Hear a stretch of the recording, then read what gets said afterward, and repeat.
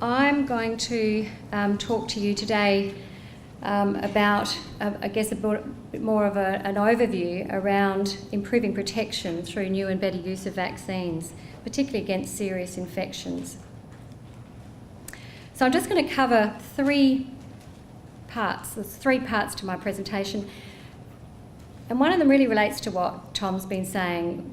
We don't often enough measure the impact of what we're doing. We all agree that vaccination is such an important part of public health, but it's measuring the impact. And I'm not sure whether Andy McPhee is here, but Andy McPhee is a neonatologist at the Women's and Children's who said to me once when I was presenting, no one actually tells us what's actually happening out there. So I have a couple of slides, but they really just mirror what Tom has presented already.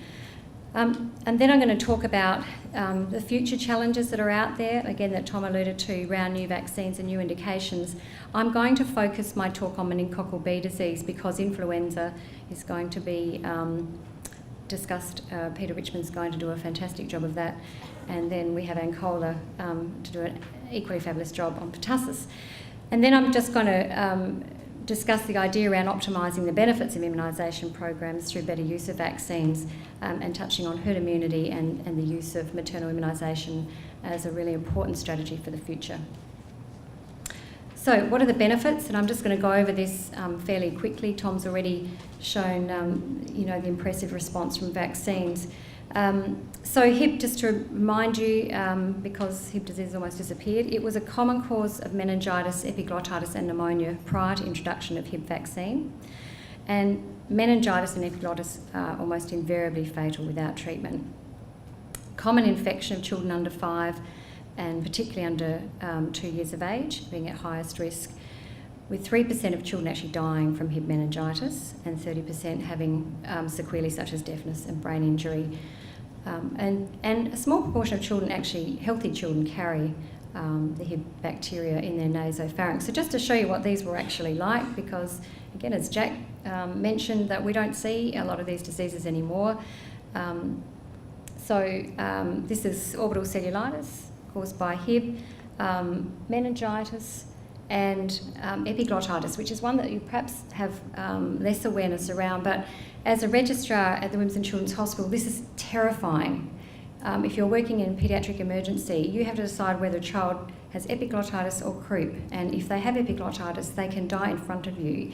They get this massive swelling here of the epiglottis. This child's got a tube down to enable them they're actually intubated and ventilated. But this condition has disappeared, as has Hib meningitis. And just to show you that similar graph there, looking at the impact of Hib down to very few cases. So from 549 cases in 1992 to 11 in 2003. And we say there's over 95% reduction, but that's an 98% reduction. So a disease that caused severe illness has been eliminated almost. Again, this is just really looking at the deaths. So again, deaths disappearing down here, hospitalisations and notification rates. So another disease that's a cause of serious complications is invasive meningococcal disease, which I'm sure you have all heard about. It causes meningitis, meningococcus causes meningitis and septicemia. There are 6 different serogroups that cause infection in humans, A, B, C, W, X, Y. X really only causing outbreaks in Africa, but the others having caused disease in Australia over different periods of time. We see about 150 to 140 cases a year in Australia, so it is uncommon, but its effects are devastating. A case fatality rate ranges between 5 and 10% around the world, and we see this bimodal pattern of disease with children under 5, particularly under 6 months of age affected, and then adolescents 15 to 24 years of age. If you survive meningococcal disease, you there's a possibility you will develop complications or sequelae, including requiring limb amputation due to limb ischemia and gangrene, deafness and skin scarring, requiring lots of hospital admissions for treatment. Carriage, so up to 25% of teenagers actually carry the meningococcus. Most of those are benign types, not the types that cause invasive disease. So just again to illustrate what this actually does, so these children who are obviously seriously unwell, intubated, ventilated, the classic sort of rash we see, the ischemia to the digits, these are very likely to require amputation, and then a child who's needed amputation of parts of their limbs. So as Tom alluded to, meningococcal C vaccine was introduced in 2003. It became available at a time when about 30% of cases were due to serogroup C. And other licensed vaccines that are non-funded are available too. MenACWY is a combination vaccine, and MenB. So this is data from South Australia, so it's very recent data, up to a couple of weeks ago, just to show you the impact. So serogroup C disease is here in red. Introduction of the vaccine, it's now pretty much disappeared without any C cases in the last few years. And of course this colour here, the blue-purple colour, is the serogroup B disease that we still see in South Australia as we do in the rest of Australia. So this is data, national data, looking at the reduction in C and overall reduction in number of cases. And we've certainly seen a significant reduction down from around 400 down to, as I mentioned, about 150 cases last year. This is just showing you the notification rates, again, just the by serogroup with B coming down as well, but the impact of the MenC vaccine in C disease. So what are some of the challenges? So I think the evidence there is you introduce a vaccine, they're the sorts of spectacular results you hope to see. But there are still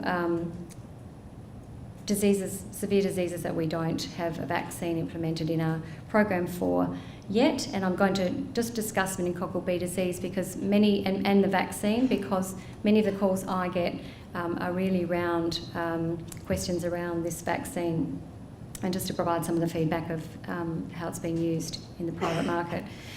So just to illustrate, that really B is the problem. This is data from 2012, the most recent data we have, showing you the serogroup B really predominating with 83% of cases. And the problem with meningococcal disease is the outcome can be death.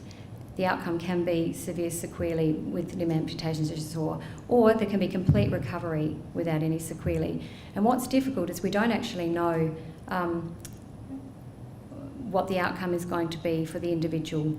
I just wanted to mention Jack Clemick here, who died 5 years ago here in South Australia. Jack had the typical case that we see of meningococcal disease, where he was out playing football on a Saturday afternoon, went out to an 18th birthday party and was having a great time with his mates. Sunday morning, complained of a headache and feeling unwell. They called a local doctor out who really felt that he had a viral infection but prescribed oral antibiotics. They were concerned about him in the afternoon. They contacted the one of the private emergency departments, who said, look, you've done all you can really. You've had a doctor out to review him, you've got antibiotics. And he went to bed and never woke up. He actually was fitting at 2 a.m. in the morning and sent to the Royal Adelaide, and despite intensive treatment, never recovered. Now, he's the son of family friends of ours, and I was talking to his mum the other day, and she was saying that other friends of theirs have a daughter who just in July was feeling unwell, had really just had a headache and a bit of a stiff neck. The mother stripped her off, made sure she checked for rashes, found a rash, took her to the Royal Adelaide, meningococcal B, complete recovery. So I just think it shows you it's a difficult disease to really know what the outcome is going to be. And that's why I think vaccines are likely to be the only answer here really in reducing disease. So MenB vaccine was recently licensed in Australia, Canada and the European Union. It's currently available in Australia for private purchase, and the UK Joint Committee on Vaccines and Immunisation has recommended the MenB vaccine be included in their national immunisation program when a cost-effective price can be negotiated, and those negotiations are ongoing. In Australia, the inclusion of MenB vaccine in the funded program was recently rejected by the PBAC, again based on cost-effectiveness estimates. It is a rare, uncommon disease, but its consequences are devastating. So we have the vaccine available in the private market, and we have a 4-dose schedule, 3 primary for infants and then a booster dose, and 2-dose schedule for adolescents. I think it's worth you all knowing that several of our speakers here are part of a national vaccine research network, and we do a lot of clinical trials as part of the licensing of these vaccines. And people are really, I think, unaware that it takes sort of 10 to 15 years at least to have a vaccine go from being produced through to vaccine being having enough safety and efficacy data to be included in an immunisation program. So there's a huge amount of work that goes on behind vaccines being available for the community. And I just wanted to explain why we have an infant and booster schedule. We have, if you can see here, so these are the 4 antigens that are contained in the vaccine. You can see that these are the sort of baseline antibody levels, and then after the primary schedule, we see this nice antibody response with this high proportion of participants having protective antibodies, but they do drop over time out to 12 months, and so that's why we have this booster in here to make sure that we have this high proportion of children protected into the second year.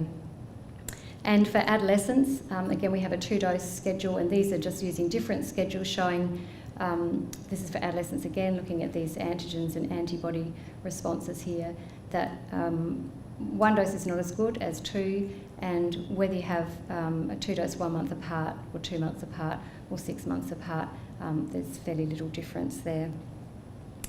The vaccine is reactogenic. You will all, I'm sure, be aware of that it does cause more fevers, and some of this is data from clinical trials showing you when the vaccine's given by itself compared to routine immunisations, you get about the same proportion of children getting fevers, but then if you give them together, you get this higher proportion of children, up to 60% getting fevers following the vaccination if they're given together. So another study was done then to look at the use of Panadol. So this study looks at if you give the Panadol before the first dose, and I've just included first dose and third dose here, what the effects are, and you can see, so these are the children that didn't get Panadol, much lower proportion of infants at dose 1 and dose 3 had fevers. And you can see even in amongst the children who didn't get Panadol, that with the third dose there is a reduced proportion with fevers. So the recommendations at the moment are for infants and young children, particularly those 24 months of age, adolescents 15 to 19 years of age, and children with and adults with medical conditions that place them at high risk, and laboratory personnel. There's also a recommendation for use of prophylactic paracetamol with every dose in children under 2 years of age. So some of the work we've been doing, we can't, as I mentioned, we can't really predict those children and adolescents who are going to die from the infection, but we can look at what predicts development of sequelae, or the long-term complications and severe disease. And some of the things we've identified were that 40% of the children in the group we looked at had developed a major and minor sequelae. And what's really important here is that 12% of them were actually Aboriginal and Torres Strait Islander children. So I think that's really important when we're thinking about the inequality in the disease that Aboriginal children experience, that we certainly should be considering that when we're thinking about recommendations and maybe targeted funding. Also found that prematurity, so infants that had a history of prematurity were more likely to develop sequelae. We found that if children had a temperature over 39, equal to over 39 in presentation, they were more likely to develop sequelae, and also if they had both meningitis and septicemia. We also had a more controversial finding around antibiotics administered prior to arrival at emergency departments. We found that that was a risk factor, but what we actually believe, and when we went back and looked at these cases, is that the GPs are really saving these children's lives by providing antibiotics, but not being able to prevent sequelae. So I think that information is useful in just thinking about what risk groups may go forward for at least additional risk groups for recommendation and potentially for funding. So I think when you implement a new vaccine, and it's really important then to measure how well they work, how effective they are, as we've mentioned. And so understanding that this vaccine is likely to be protective about 76% of the strains that are circulating in Australia. We don't know about the duration of protection yet. It's hard to know really until you implement a vaccine into a program. And whether it has any effect on carriage is still really to be determined. Some studies have shown a small effect, but it'll be far more beneficial if we can see an effect on carriage. And I think the other area I think is really important is understanding when you have a vaccine that's not in the schedule, funded and provided in the schedule, but is available on the private market, is it something really that parents would be interested in for their children? So we have done some research in this area and found that in a large 3,000 household survey that 82.5% of parents could see the value in their child receiving MenB vaccine. What we were really interested in is getting an understanding of whether these adverse events such as fever, extra needle, local reaction really had any impact on their willingness to receive the vaccine, because we thought that was really important in going forward about whether this vaccine could be provided for children. And just from this, so this is the proportion, these are all the 82.5% who were willing, and then these columns here are the proportion that said, look, no, it wouldn't make any difference to their willingness. This group here, the group that said, yes, it would make a difference to their willingness. It didn't mean that they wouldn't have it, but they would certainly be thinking about it. What was interesting was that extra injection came up as being more of an issue for parents than local reactions and mild to moderate fever. So we found that very interesting. We thought fever would be something that parents would be more worried about. We're also interested in general practitioners, and I'm not going to go into much detail here except to show you we did ask them about their GP preferences for new vaccines. Now this is in relation to all vaccines that are not funded, that are recommended but not funded in the current National Immunisation Program. And you'll see, so number 1 down here is the highest preference and 10 the lowest. And what you'll see here, we looked at HPV for adults, for women, pertussis for adults, MenB for children, meningococcal ACWY, pertussis for pregnant women, MenB for adolescents, and flu vaccination for children. And so GP's preferences for the next vaccine to be included was a MenB vaccine for children, followed very closely by pertussis vaccination in pregnancy, pertussis for adults, and they saw least value in HPV for women and men, and there was a wide range here for flu vaccine for children. Now, I just want to give you a bit of information about post-implementation of MenB vaccine, because it has been introduced in Quebec in Canada. And David Isaacs here, who's an infectious diseases physician in Sydney, has nothing to do with the implementation of MenB vaccine in Canada. It's just to remind me to tell you that he actually translated this document for me in a meeting that we were in last week when he was supposed to be concentrating on something else. But so he very kindly, so I have to tell you this is not an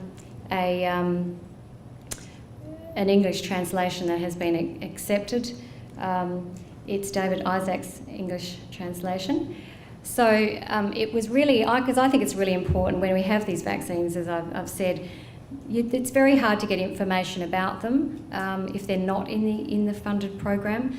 So this is a report that's on the web from the Quebec experience, and it was introduced, the MenB vaccine was introduced in Quebec in 2000, the disease has really been a persisting problem since 2004. And so the program was approved by the Immunisation Committee of Quebec recently, with a campaign commencing in May. They wanted to measure, as part of this introduction, they really wanted to continue this surveillance and make sure that they were looking very closely at safety. So they measured fever, Panadol, use of Panadol prophylaxis, febrile convulsions, impact of adverse events following immunisation on intention to receive a second dose. So if children had fever with the first, would parents be wanting to have a second? And so they captured an email address for all the parents who brought their children in, and they sent an email out to parents of vaccinees or vaccinees, because the program actually went up to 20 years of age. So these are just the results as translated. 43,740 individuals between 2 months and 20 years of age received the first dose of the meningococcal B vaccine. They had almost 28,000 valid email addresses, with 44 completing the questionnaire, which is an overall 28% of all the vaccinees. They found that 10%, so I think it's different to the clinical trials out in the field, in the real world. 10.9% of those completing the survey reported fever within 7 days, and 14 to 15% of children less than 2 years. 2/3 of them did use the antipyretics, but you'll notice in the 2-month-old age group, 93% of parents used Panadol. They had 1 febrile convulsion in a 1-year-old, and 8 children hospitalised, 4 for observation, which I'm assuming was fever for 12 hours, and 4 with unrelated infections. So I think that just gives you a bit of information about the post-implementation of the vaccine. So just the last section really is to talk about optimising the benefits of immunisation, particularly the most recent, the new vaccines, the conjugate vaccines that we've been talking about, really have this great benefit of herd immunity, reducing carriage, improving protection for everyone in the population, not only the age groups that are immunised, and also maternal immunisation being another way of really optimising the benefit. So Tom talked a bit about this as well, but it's this idea really of herd immunity that when we introduced MenC vaccine, we saw a reduction in cases in all the age groups, and because we had a catch-up program, although we didn't get obviously 100% uptake in these older age groups, all these groups were included in that catch-up, and we saw reduction in all of those ages, which is really what we call direct protection. But then we also saw this reduction in older age groups. So in overall reduction for people who did not receive the vaccine, which is the indirect protection. That really is the additional benefit. We think about the individual benefit, but this is the additional benefit that vaccines bring. And they do that by, if the higher the proportion of children we have in the population immunised, we get a reduction in carriage, we get reduction in transmission of the infection, and we see reduction of disease in unimmunised individuals. And this is just data from the UK showing very similar effect from Hib vaccination. So the other area I think that's really important in being able to really optimise protection is maternal immunisation, which we're going to hear about this evening. And it's all about really protection for both mother and infant. So again, it's more than just the individual. So protection for mothers, particularly with influenza vaccination, with pregnant women at increased risk of severe influenza hospitalisation and death, particularly observed during the H1N1 pandemic. Obesity being a risk factor for complicated influenza as well, and with 50% of pregnant women overweight or obese, they really are a sitting target for severe disease. Protection for infants then, we have data that shows maternal influenza vaccine protects against influenza in newborns to 6 months of age, and we're going to hear some more about that from Ross Andrews this evening.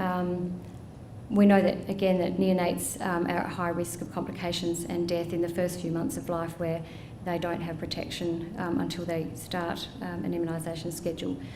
So, and I'm just going to mention one of the studies that's ongoing in this area. If we're, again, talking about optimising, we've talked about herd immunity and maternal immunisation. There are other things we need to look at, optimising immunisation programs where obesity is a problem, particularly in pregnant women. We're looking at whether the immune response is the same depending on BMI, but also we're interested in seeing whether the needle's actually getting, or the vaccinator is actually getting into where it should be. So this is from a study that actually showed that BMI was really associated with inadvertent subcutaneous vaccination. So you can see the vaccinate here, this is in a more lean individual, gets into the muscle, whereas in an obese individual it doesn't. It sits outside the muscle. So it may be getting into adipose tissue. So again, it's just a study really to look at how we should be optimising immunisation for at-risk groups. So, just to conclude, immunisation's contributed significantly to preventing death and disability from serious infections in children. There is still potential to reduce disease significantly over the next decade with new vaccines becoming available. But we do need to continue to monitor vaccines to determine how effective they are, how safe they are, and always be thinking about ways we can optimise immunisation and immunisation programs. And I think it's also important that we provide this evidence to you and to the community, really to continue and enhance confidence in immunisation decisions for parents and immunisation providers. So I like to think it in very simple terms. It's really going from the individual, from me to we, and for pregnant women, it's all about the protection for mum, but also for the newborn. And for every child that's immunised, every child they come in contact with, and everyone in the community they come in contact with, they're providing some sort of protection. So it's not just about individuals. And I'd just like to acknowledge, this is my team here that do all the hard work, funding bodies and collaborators, and leave the last word to children, really. Thanks.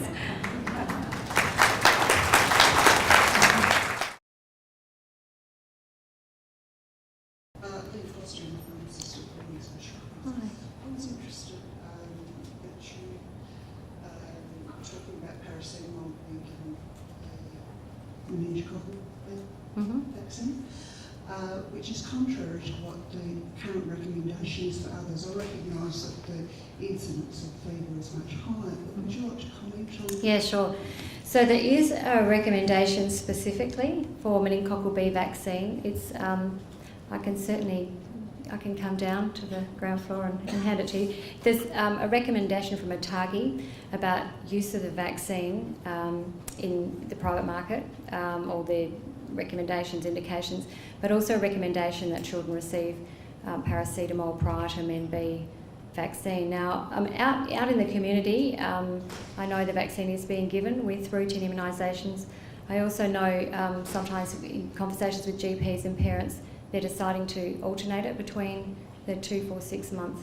We'd still recommend that it's given together, but with Panadol. And look, to be honest, I think most parents are really happy to be doing something to alleviate pain and discomfort in their children. So I don't think it will be a difficult concept. I don't think it has been for parents. You could see that 93% of the parents in Canada did that. So I agree, it's different to the recommendations we've had, but it is a new recommendation specifically around this vaccine. Other questions?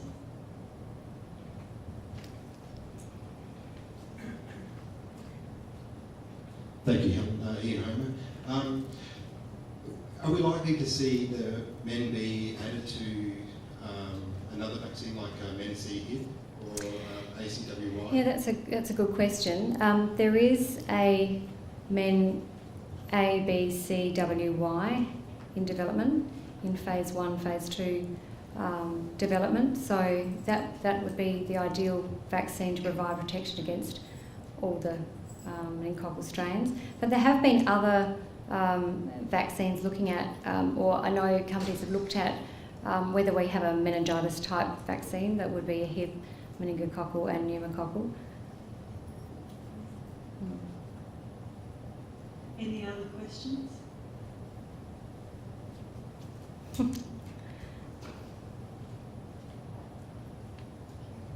Hi, Helen. Hi, This is Melissa. Catherine. I didn't think I saw any information. I don't know if you have any about the effects of maternal immunisation for meningococcus during pregnancy. It's not given, no, meningococcal. What about the incidence of post-immunisation fever in adults and potential implications of pregnancy? For which? For Post-immunisation fever in adult immunisation. for which vaccine? Meningococcus. Yeah, so just for adults, or for talking about pregnant women, or just adults? It's only recommended for... And then Yeah. what the implications would be for maternal immunisation. Yeah, sure. So that's, yes, sure, I understand. So at the moment there is a recommendation around the vaccine for 15 to 19-year-olds, but obviously there's an option to have it as an adult. It's not a vaccine that is yet under consideration for use in pregnancy. I think it would be something that would need a fair bit of thought. It is more reactogenic, so that would need a lot of, I think, consideration. But it's certainly not something that we would expect to see in the near future.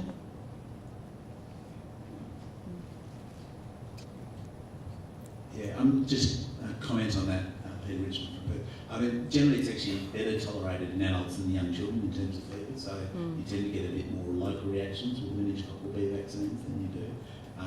But I mean, clearly actually maternal immunisation with the meningococcal B vaccine is something that we might consider in the future, because a lot of MenB disease occurs in infants in the first 6 months of life. So it's a theoretical possibility, but we'd have to have more disease probably before people would start to go down that. But I do think it highlights this changing thought processes to we really should be thinking about vaccinating mums in pregnancy to protect babies from that early disease, whatever it might be. So it's something worth thinking.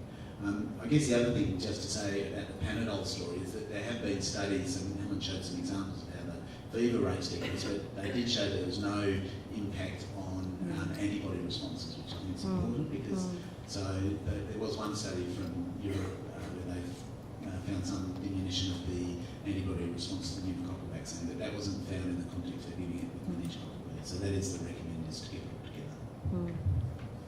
Yeah, so and in the Canadian data, it did show, I think it was just up to 20 years of age, but certainly the proportion using Panadol was only about 40%.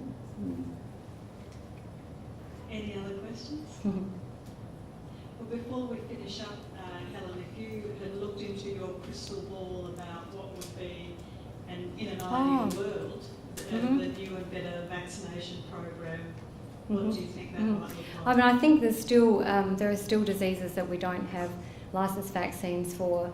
So RSV, which causes an enormous amount of disease still. I mean, I think, rotavirus vaccine has had such a great impact in reducing hospitalisation, but bronchiolitis is probably one of the commonest causes of children being admitted, and RSV is, ends up really infecting all children at some stage in their early years. So an RSV vaccine is something I think that we desperately need.